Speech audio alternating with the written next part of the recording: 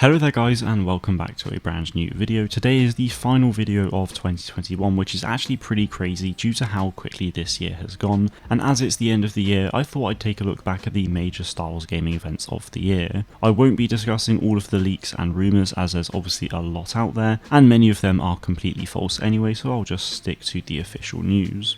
It's safe to say that 2021 had a lot of news, especially towards the end. The start of the year was also pretty good, with Lucasfilm Games announcing themselves as the home for all gaming titles from Lucasfilm on January 11th. This sparked a lot of speculation as to what was actually happening with Star Wars games, and it was clear that more was on the way, but just how much. 2 days later, on January 13th, we understood things a lot more. On this day, Lucasfilm Games announced that they've opened the doors for all developers who want to work on the Star Wars IP.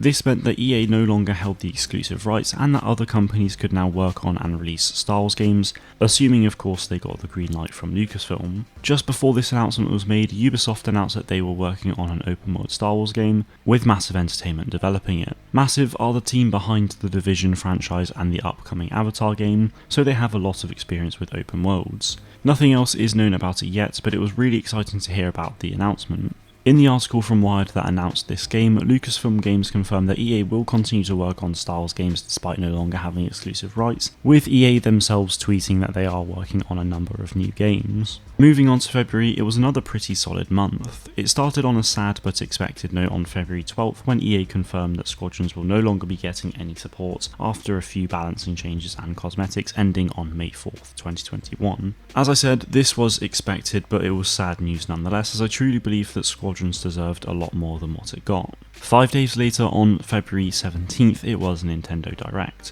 No one had any idea that a Star Wars game would be announced, but at around 10 PM roughly for me, I checked my phone to see everyone going crazy about Star Wars Hunters. During the Nintendo Direct event, they announced the game with a short reveal trailer and a release date of 2021, so sometime later in the year. 1 week later, on February 24th, Aspyr Media then announced that fan favourite Republic Commando will be releasing on PS4 and Nintendo Switch on April 6th. Sadly, it was only the single player story and not the multiplayer, but it was still very cool to see. March, unfortunately, was incredibly quiet for us and gave us no news at all. April had a few nuggets of news though, which was nice to see, but it started off on a sad note on April 2nd due to TT Games having to delay LEGO Star Wars Eclipse Saga until further notice. On April 22nd, ILMX Labs announced that Dokandar would be in part 2 of Tales from the Galaxy's Edge. Whilst that wasn't a big piece of news, it's a little something that's pretty cool. April, apart from that though, was pretty quiet, but it did have some news at the very least. May 4th was unfortunately very disappointing with nothing happening for games, and throughout May we had no news again. Squadrons was announced for PS Plus for June in May, but still it was nothing particularly exciting for most. June was also completely quiet with no news once again, so E3 was a major disappointment. July was also very disappointing, with EA confirming on July 15th that they will not be sharing their plans for Star Wars games until next year, so as we approach that now it is very exciting to think about. Beyond that though, there was no news in July. August is where things really started to get interesting though, with the Zynga investor call on August 5th confirming that Star Wars Hunters had been delayed. The soft launch was pushed back from the summer to Q4, with full release now happening in 2022. 6 days later, we got a brand new trailer for part 2 of Tales from the Galaxy's Edge, where it was confirmed to be called Last Call. We also got some key art for that, which was pretty awesome, and 2 weeks after that, we then had Opening Night Live, which is where we got a brand new gameplay trailer for LEGO Star Wars Eclipse Saga, where they also confirmed a release date for spring 2022.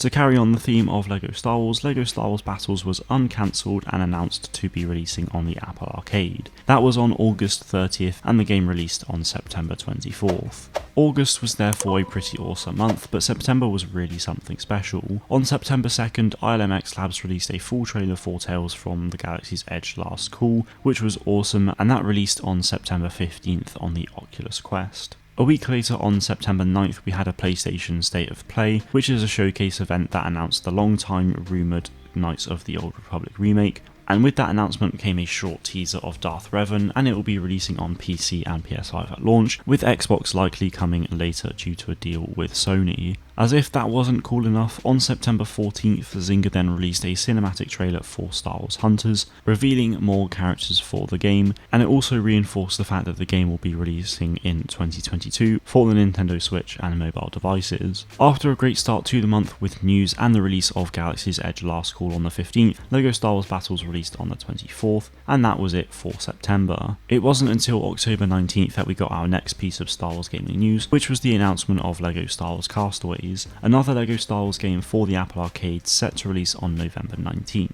So October was quiet but exciting following the announcements and releases from September, and of course its very own announcement with Castaways. We then move on to November, where on Monday the 8th, Zynga had an investor call where they confirmed that the soft launch for the game would start next week. That Friday, on the 12th, Fortnite revealed that Boba Fett will be making his way into the game on Christmas Eve, so December 24th. On Tuesday 16th, Zynga then released Hunters for its soft launch in 4 countries for the Android devices, and they are India, Indonesia, Malaysia and the Philippines. Thankfully, an APK was created by a fan, which means that you can play the game anywhere in the world on your PC or laptop. On the 19th, Castaways then released, so we had a very big week for Lucasfilm Games. Whilst this next thing isn't about a new game, on November 20th, Dennis Branvell, who was the design director on Star Wars Battlefront 2, confirmed that after the Scarif update, they had plans to add Mustafar as a map, along with Ahsoka and Ventress as heroes, which was absolutely heartbreaking to hear. November, though, was a great month for Star Wars gamers. Now on to December. It started off with a bang on December 6th, where Zynga released a gameplay trailer for Hunters. It didn't show off anything new for me, as I've been playing the game anyway, but it was obviously new for a lot of people, which is very exciting. On December 9th, or in my case the 10th, the rumoured Quantic Dream Star Wars game was revealed with an incredible CGI trailer. The game is called Star Wars Eclipse, and it's an action-adventure game where you get to play as multiple characters and make decisions that can alter the story. It's now worth saying that I'm making this video on December 14th, so anything that happens throughout the rest of this month will be left out, as I won't be able to redo it or make changes. I can't imagine much will happen though, but obviously Boba Fett will be coming to Fortnite on the 24th, and I released a video on December 29th, so 2 days ago as of this video releasing, to showcase the skin and all the other things that were released alongside him, and of course to celebrate the release of the Book of Boba Fett. So guys, that is everything that happened officially for Star Wars gaming that I can think of. I appreciate I didn't cover Galaxy of Heroes, but it's not a game I'm heavily invested in, so I didn't really know what's going on there.